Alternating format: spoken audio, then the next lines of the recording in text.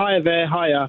Thanks for having me. I'm a first-time caller. You're very welcome. Yeah, I'm just really passionate about, what I've just heard today, and I just had an urge to call. I just find it morally wrong, essentially. Someone who's in a position of power, who lives in a household, and where I'm trying to make ends meet, trying to pay gas bills, which I can't afford to pay nowadays, and I'm living in a low income in terms of salary. And, he very well knows the impact of the tax implication that he's going to hike up now, and everything to go with it. At the same time, he lives in a house where, his wife, I know it's his wife, but at the same time, he knows that she ain't paying taxes, She's got that non-dom status. But that's automatically, again, this is from my interview with Dan Needle, that is automatically conferred on anyone who is born abroad but comes to live here. That, but then she does have to choose to make use of it. Correct. I understand that. But the point is that he fully well knows his position of power and how it looks to us as a general public, And we are really struggling at this time from COVID and everything, the pandemic. It's been such a hard 3 years for us, everyone across the country. Every single person has to pay additional taxes right now, is really struggling to pay. And if we had the means, we are more than happy to pay taxes.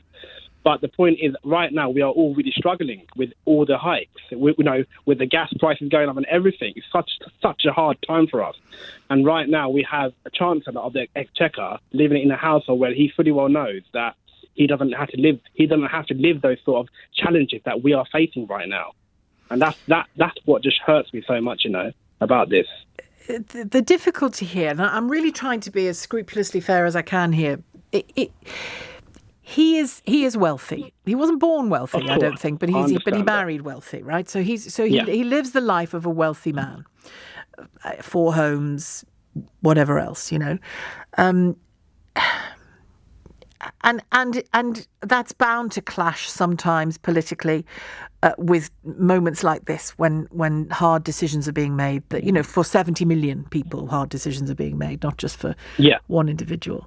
And so I don't think we can assume that a person who is rich cannot also be a good chancellor or make decent decisions about, useful and good sort of wholesale decisions about a population. Because those are very different things, aren't they? Being a well-off individual and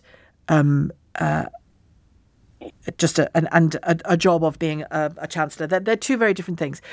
So there's that to try to be fair. There's that to it. Yeah. The problem I have is that, he does know, inevitably he knows, that his wife has taken a decision to save herself, in all likelihood, millions of pounds of tax in this country. Yeah. Because of choosing to be taxed in India on those assets. Yeah. Millions of pounds.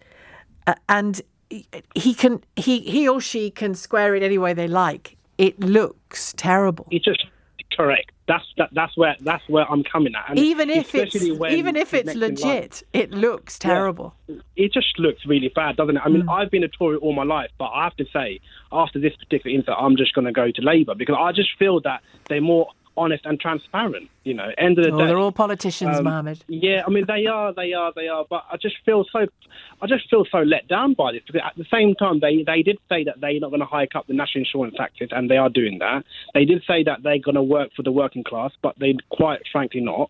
And this just comes out today on the papers, and I was just flabbergasted by it. I just literally couldn't believe what I was reading. Like, how could this be?